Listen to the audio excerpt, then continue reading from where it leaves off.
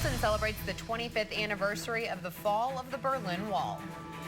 The mayor's task force on community violence will hold its last meeting to present proposals to stop crime. And Columbia residents propose banning plastic bags in retail shops in Columbia. KOMU 8 News First at 5 starts now.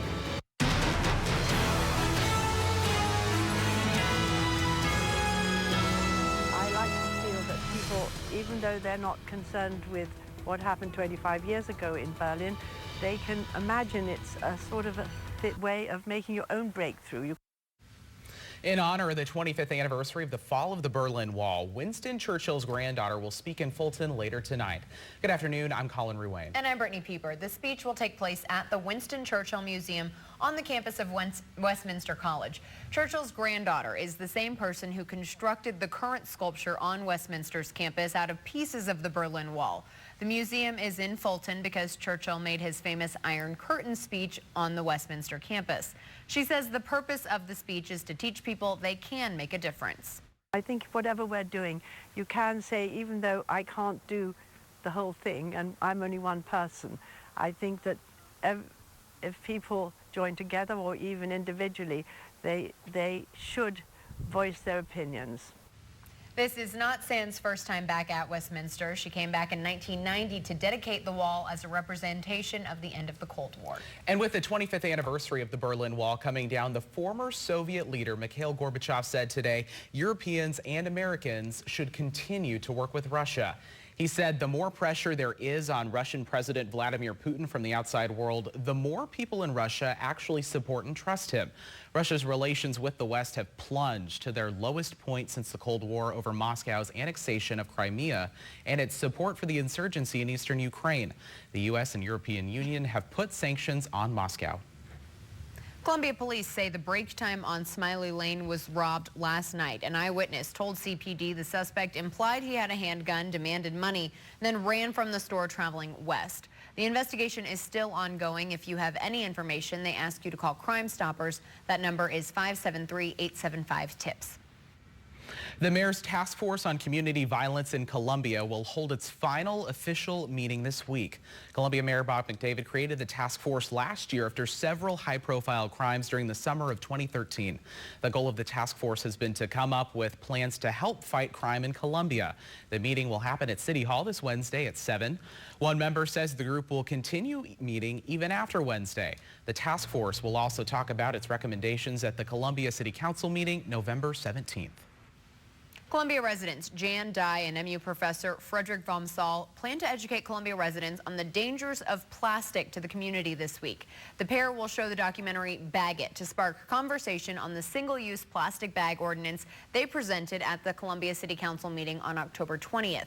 The ordinance would ban the use of plastic bags like those you see at the grocery store in all retailers that sell perishable food items, including grocery stores across the city. One of the creators of the ordinance says the bags harm the environment more than they help people.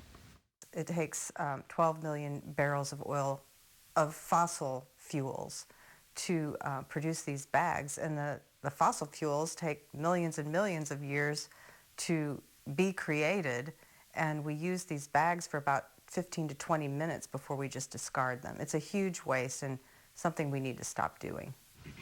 The documentary showing will be this Tuesday at 6 p.m. at the Ragtag Cinema, followed by a discussion led by Professor von Saal. Secretary of State John Kerry met with Iran's foreign minister and the European Union advisor in the Omani capital today. They're scheduled to hold high-level talks to limit Iran's nuclear program in exchange for easing crippling sanctions on the country's economy. Iran is demanding global recognition for its right to generate nuclear power for energy, medical, and other benign purposes. But world powers fear Tehran is trying to build nuclear weapons. Tonight, a vigil is planned in Milwaukee to honor a 5-year-old girl who was shot and killed earlier this week. Saturday, family of little Layla Peterson grieved with officers who were first to arrive on the scene Thursday evening.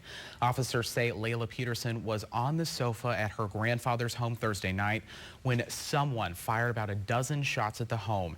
Layla was killed. Police aren't sure why someone shot at the home, but say it may have been targeted by mistake. President Barack Obama departed Washington early Sunday morning for his 6th trip to Asia. His first stop is in Beijing, where he'll participate in the Asia-Pacific Economic Cooperation, or APEC summit. President Obama will also meet with several heads of state, including China's President Xi Jinping. The president will also then visit Burma and the G20 summit in Australia. The G20 meets once a year to talk about the global economy. UN envoy Staffan de Mistura met with Syria's foreign minister and other government officials in Damascus today to discuss ways to ease the country's ongoing civil war. Syrian state television said the meeting focused on his visit to countries in the region as well as UN resolutions on fighting terrorism and ISIS militants in Iraq and Syria. The officials also reportedly talked about de Mistura's action plan of implementing local ceasefires. Donetsk was pummeled today by the heaviest shelling in a month. Heavy shelling around the eastern Ukrainian rebel-held city is increasing the strain on a 2-month-old ceasefire between Ukrainian government forces and pro-Russian separatists. Shelling was heard in the center of the city, with explosions seen and heard at Donetsk airport. No casualties were reported, but according to the city council there, shelling damaged residential buildings. And demonstrators gathered in Barcelona today to protest against the informal referendum being held over Catalonia's independence from Spain. During the demonstration, dozens of far-right protesters burned a Catalan flag, chanted fascist slogans, and performed a Nazi salute. The protest comes as Spain's northeastern region of Catalonia held an informal vote on independence today, which the central government has called illegal. Results are not expected until tomorrow morning. We have had such a beautiful weekend, so let's check in with Kenton to see how much longer we're going to get to keep that wonderful weather. Brittany, it definitely has been a beautiful one, and I hope you're able to get out there and enjoy it. You can still have one more day of warm weather to enjoy as well. Temperatures right now, not bad at all. 58 in Columbia, 63 down in Jefferson City, 56 in Versailles, 55 in Boonville, and 54 up in Moberly. This evening, we will drop down into the 40s, about 49 there by about 9 p.m. Some passing clouds out there, just like we've been seeing throughout the day, continuing into your morning. Only 44 degrees, though, for your low temperature tonight. Not going to be too bad. And then, beautiful day tomorrow, 70 degrees. Don't let that get your hopes up, though, because don't worry, Old Man Winter is making an early arrival, and that's happening as we head into the rest of your week. I'm going to talk all about that in detail, including your 8-day forecast. That's all coming up in just a bit.